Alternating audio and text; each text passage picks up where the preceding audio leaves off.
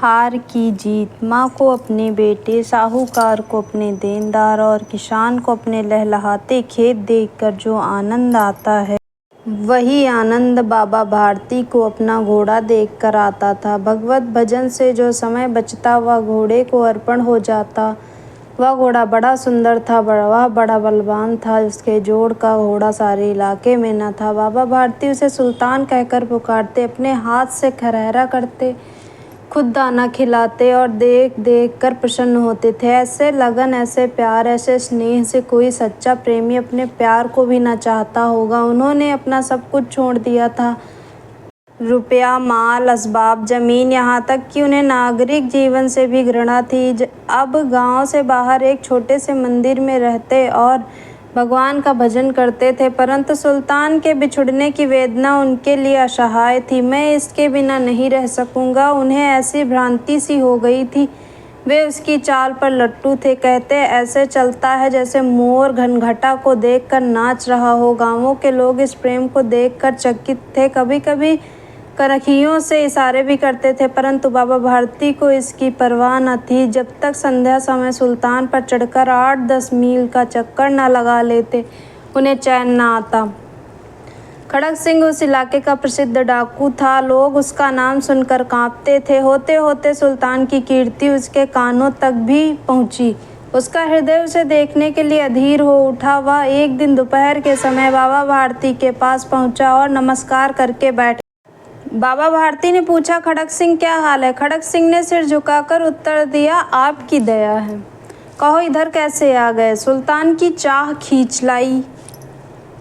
विचित्र जानवर है, देखोगे तो प्रसन्न हो जाओगे। मैंने भी बड़ी प्रशंसा सुनी है। उसकी चाल तुम्हारा मन मोह लेगी। कहते हैं देखने में भी बहुत सुंदर है। क्या कहना, जो उसे एक बार देख लेता है उसके हृदय पर उसकी छवि अंकित हो जाती है। बहुत दिनों से अभिलाषा थी, आज उपस्थित हो सका हूँ। बाबा और खड़क सिंह दोनों अस्तबल में पहुँचे। बाबा ने घोड़ा दिखाया घमंड से, खड़क सिंह ने घोड़ा देखा आश्चर्य से। उसने सैकड़ों घोड़े देखे थे, परंतु ऐसा बांका घोड़ा उसकी आंखों से कभी न गुजरा था। सोचने लगा, भाग्य की बात है, ऐसा घोड़ा खड़क सिंह के पास होना चाहिए था। इस साधु को ऐसी चीज़ों से क्या लाभ?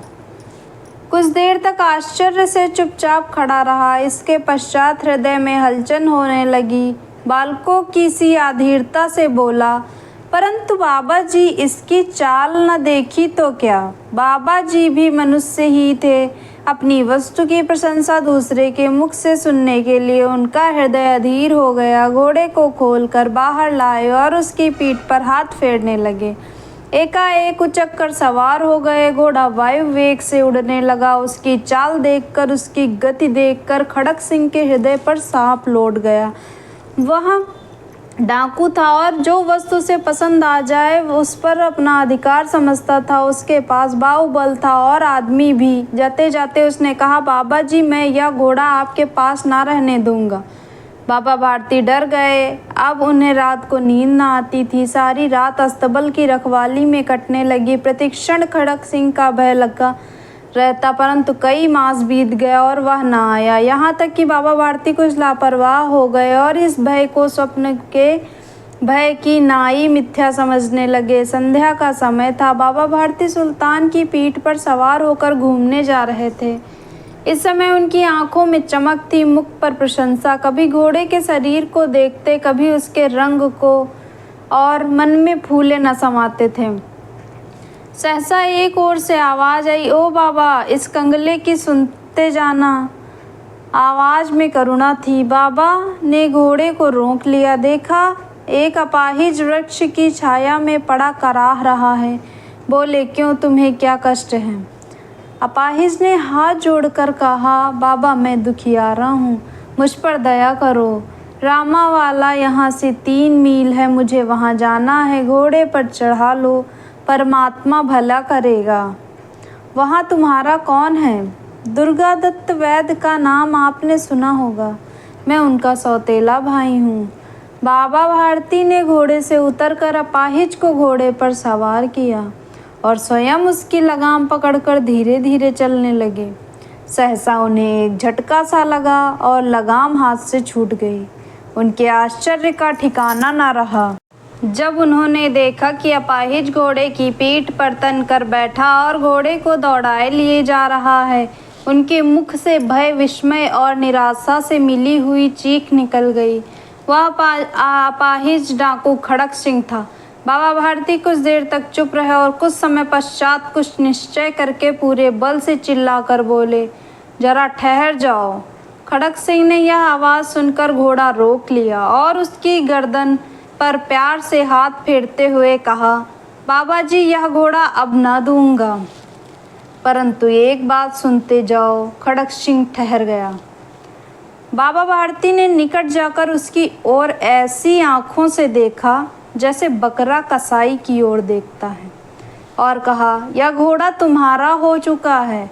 मैं तुमसे इसे वापस करने के लिए ना कहूँगा, परंतु खड़क सिंह, केवल एक प्रार्थना करता हूँ, इसे अस्वीकार ना करना, नहीं तो मेरा दिल टूट जाएगा। बाबा जी, आज्ञा कीजिए, मैं आपका दास हूँ, केवल यह घोड़ा ना दूंगा। अब घोड़े का नाम ना लो, मैं तुमसे इस विषय में कुछ ना कहूँगा। मेरी प्रार्थना केवल यह है कि इस घटना को किसी के सामने प्रकट ना करना।